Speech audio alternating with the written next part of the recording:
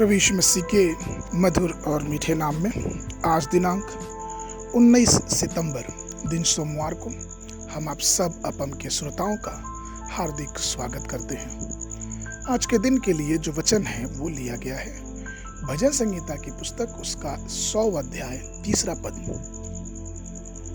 वचन इस प्रकार से कहता है, निश्चय जानो कि यहोवा ही परमेश्वर है, उसी ने हमको बनाया और हम उसी के हैं, हम उसकी प्रजा और इसकी चराई की भेड़ें हैं। प्रभु में मेरे प्रिय लोगों, एक बार हम सब बिखरी हुई भटकी हुई भेड़ों की तरह थे और फिर हमको आज्ञाकारी भेड़ों के उच्च स्तर पर लाया गया। हालांकि हमको इसके साथ नहीं रुकना चाहिए, लेकिन हमको हरे भरे चारागाहों से भोजन करना चाहिए जो प्रभु अपने सब भेड़ों के लिए करता है। दाऊद प्रभु की चरवाही से इतना प्रभावित हुआ कि उसने भजन संहिता 23:2 में लिखा कि वह मुझे हरी हरी चराइयों में बैठाता है, वह मुझे सुखदाई जल के झरने के पास ले चलता है। जब चरवाहा अपनी भेड़ों को हरी हरी चारागाहों में ले जाता है तो वह उन्हें बुलाता है और अच्छी भेड़ें चरवाहे की आवाज को भली भांति सुनती हैं और उसकी बातों को मानती हैं, क्योंकि उन भेड़ों को पता होता है कि उनका चरवाहा उन्हें अच्छी चारागाह तक लेके जा रहा है। हरी घास का तात्पर्य होता है अच्छी शिक्षा, या यूं कहें कि प्रभु का सच्चा वचन।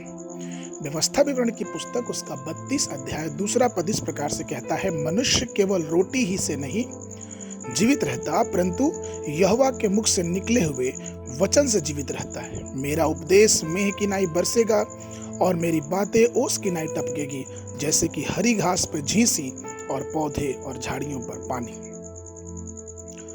कहने का तात्पर्य यह है कि जब हम प्रभु के चारागाह की भेड़ें हैं तो वो हमें हरी हरी तराई में तभी लेके जाएगा जब हम उसकी आवाज को सुनने पाएंगे। और कई बार जब हम उसकी आवाज को नहीं सुनते हैं तब हम अपने जीवन को एक दूसरे दिशा में लेके चले जाते हैं। इसी तरह से जो हमारा विरोधी वो शैतान, वो हमें अलग अलग बातों में फंसाता है। वो हमें नहीं चाहता है कि हम उस अपने चरवाहे की आवाज सुने और हमें दुनिया के हर एक कामों में व्यस्त कर देता है कि हम प्रभु की आवाज सुन ना पाएं।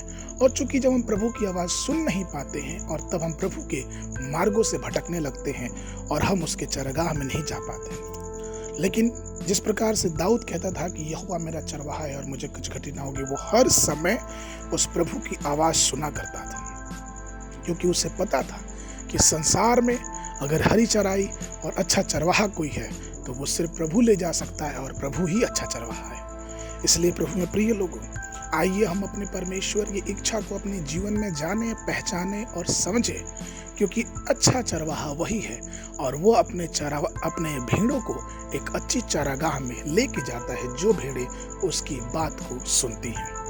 आज के मनन के लिए जो पद है वो लिया गया यशायाह नबी की पुस्तक उसका 58 अध्याय 11 पद। और यहोवा तुझे लगातार लिए चलेगा और काल के समय तुझे तृप्त और तेरी हड्डियों को हरी भरी करेगा, और तू सिंची हुई बारी और ऐसे सोते के समान होगा जिसका जल कभी सूखता नहीं। बाइबल अध्ययन के लिए सुबह के समय सबोपदेशक की पुस्तक उसका 1, 2, 3 अध्याय और संध्या के समय 2 कुरिन्थियों की पत्री उसका 11 अध्याय 16 पद से लेकर 33 पद तक। परमेश्वर आप सबको आशीष देवे।